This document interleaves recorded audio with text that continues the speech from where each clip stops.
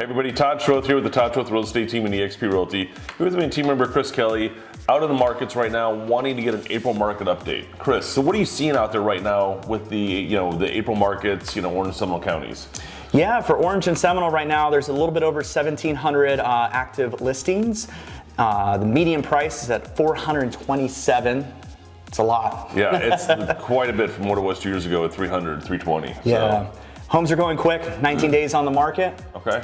And about $3,000 over list price on average. On average. So we like to talk about averages. 3,000 doesn't sound like that much, but when you take you take all the listings that have sold and you average it out, you're going to see some that are selling for below asking. You're going to see some that are selling way over asking. Yeah. What are like some of the buyers you've been working with? What's the amount of offers you've been competing against? Well, if it's a nice move-in ready house, 300s or so, you're looking 10 or more on average. We just had one of the team members was like 88 offers on a property. I mean, how can you sort through that? I don't even know if I have the time. Yeah, which is crazy. But so you're looking at about 10 offers over. What is the what does the winning offer look like? It's little to no contingencies. You're trying to get a ribbon cash offer is a great option in today's market, where they pay a low percentage on their closing cost and have a strong offer going in. Low inspections, just for the seller, it has to hit all the bullet points. Tighten up as much as possible. I like that. So it's if we limit the inspection periods from 7 days to 5 or 3, maybe get your inspector on call for 2 o'clock on Tuesday for an inspection if you're writing this weekend, because a lot of sellers we're looking at are wanting to answer offers by Monday. And if I accept your offer and you're doing the inspections the next day, you're prepared. That's great. So that's awesome. Definitely. All right. So what's the next question? So are you? Your clients you're working with right now, how are you advising them? Are you advising them to go over asking, pay anything over appraisal? Okay.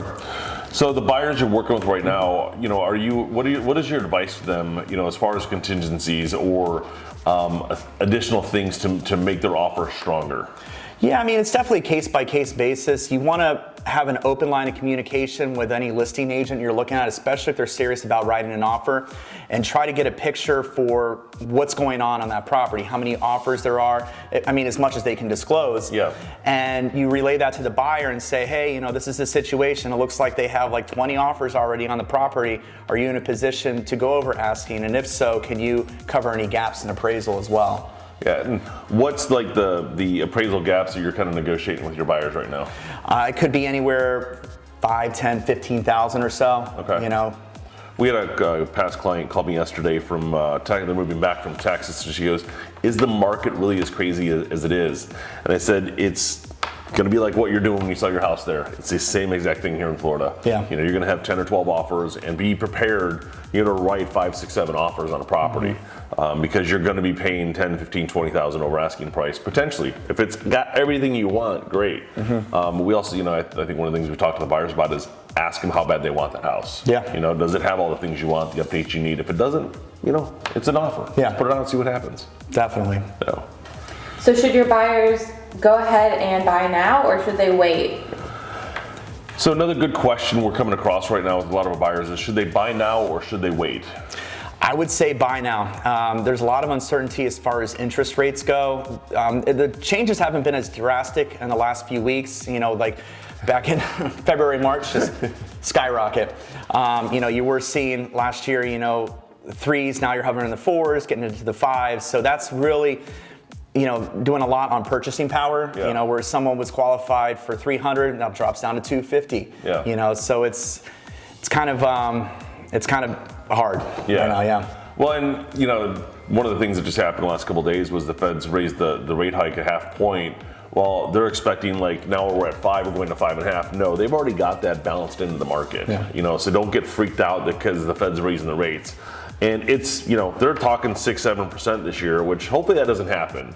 But, if you guys are buying, as they're saying, it's still a good time to buy, I think. Yeah. Wait for rates to go down and refinance. Depends how long you're going to be in the property. Yeah, very true. So that's some great advice for our buyers. Now let's talk about sellers. How are you gauging your clients on listing prices? So that's some great advice for our buyers. Now, let's talk about the sellers we're working with. How are you gauging your sellers on what to do with the market, especially with pricing? Because I just sold my house at 500. Now, my neighbor, should they list it at 525? What does that look like for the sellers that are coming up?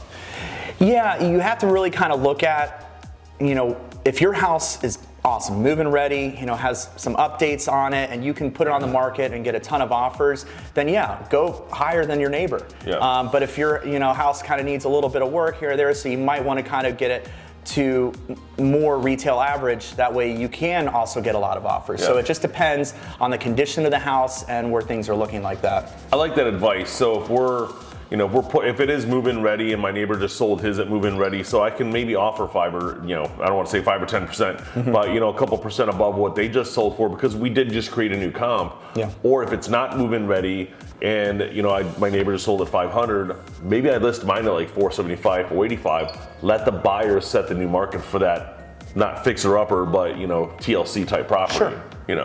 Versus I'm going to compare my TLC home to the one that's had 150,000 renovations. Yeah. Totally different game. You're going to be wondering why my house is overpriced. Yeah. Or why I keep saying that. So good idea there. So you already kind of answered the next one.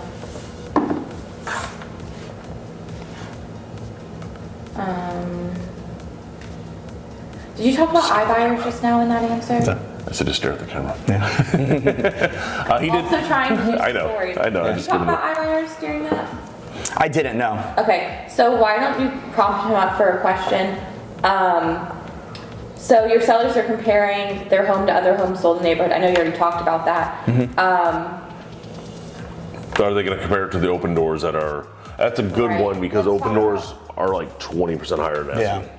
He said 10 to 15% over the comparable. So let's just address that. Just prompt Okay. him up to address that. All right. So some of the listings that we're seeing come up, so some of the neighborhoods that we're seeing some listings coming up, we've got the iBuyers that are out there, and they've already bought at retail, and they're trying to push the market to a new retail, because they listed at that new retail price. Are your sellers saying, hey, should we get, can we compete with them? Or, what does that look like? And so what are you advising your buyers there? Or not your buyers, I'm sorry, what are you advising your sellers there? You have to kind of take that with a grain of salt. If you're going lower than those open door prices, so if they're listing something at 350, you come in at 330, you're going to get offers on it, because those iBuyers, they're so used to having realtors come in and offering below asking and just getting shot down every time. That's why those properties are still on the market for sometimes 30, 16. I've even seen one right now, 90 days. I just got an email saying that, oh yeah, we went down $1,000. Like, it's crazy. So these houses are getting offers. It's just they're just sticking to their guns. But if a seller's coming in and they're coming in 15, 20% lower than that open door price, they're going to sell their house, and that's probably a good benchmark to see. If your neighbor has an open door house, then you can list it lower. Yeah, take the iBuyer as a example of what not to do, because they come down $1,000 every 30 days, and they're not worth that. Yeah. And it's, once you get into contract with them, it's a totally different process, because they'll accept your offer, near or at asking, but then it's like, okay, it didn't appraise. Okay, well, make us an offer. We might come down another $1,000. It just doesn't happen. Yeah. Do you want to be on the market, or do you want to be off the market? Our goal with the seller is to be off the market. Of course. So. All right, and how long should they expect their home to be on the market, and then just go ahead and close it up? Okay, so the sellers that we've gotten listed, and we're getting the pre-marketing going, and we've got our open house this weekend. How long should I expect that house to be on the market for? And maybe it's a 3-part question, because is it the one that's ready to go, top condition, and then you have your TLC property, and then you have your seller who's just like totally unrealistic? Yeah. Average? Yeah. 30 to 45 days. Will you do it again without the beeping? I put it on silent, damn you. It's off. Okay, good. We're good. I was going to fall off. My bad. It's closed. I had it so down so well too. No, you did. About how long are you seeing it on the market? So the sellers we've gotten listed, you know, we've got, I want to say, a three-part question. You know, your properties that are brand new on the market that are, you know, top condition, and then you've got your mid-tier properties that need carpet paint, some updates inside, and then you've got your sellers who are like, let's just compete to Open Door. What are you seeing, or what are you suggesting to them that they're going to take their homes to sell, and let's say each one of those scenarios? Yeah, so the top condition houses, you're looking like 30, 45 days max from contract to close. Okay. That's what I'm seeing. It's, you know, those are going quick. You have an open house on it, boom, you can get it sold by Monday. Okay. So yeah, there's no problem in that top tier. If you have a great price on it and the house is awesome, I mean, you're good to go 30, 45 days. Something a little bit TLC, depending on the price of the house. If you have something, you know, maybe 10% lower than, you know, the comps in the area, you can definitely close within a month or so. Okay. But the unrealistic ones, they have to have a serious conversation with a realtor, and you know, and you just have to be realistic and have that communication with them that, you know, if you're trying to get, you know, something that's just way out with the, you know, iBuyers, it's just not going to work in this market. Yeah, it's going to be 90 to 100 to, you know, 6 months, or it's like listing agent number 2 comes around. Yeah, of course. You know, has a second conversation with them. Well, Chris, I appreciate all the insight on this stuff, and it's great to get you know, we're in the second quarter, first month market update on what's going on as we head into our spring market with, you know, everyone's trying to get out there and see things happen. We're seeing a lot more tension right now with properties coming on the market. Don't be afraid to list, because there will be something for you to find. We have strategies for you guys to be a buyer, seller, or just a straight up cash buyer in this market. You know, Chris, again, thank you for being here. And guys, look forward to hearing from you if you guys are interested in buying or selling with the real estate team.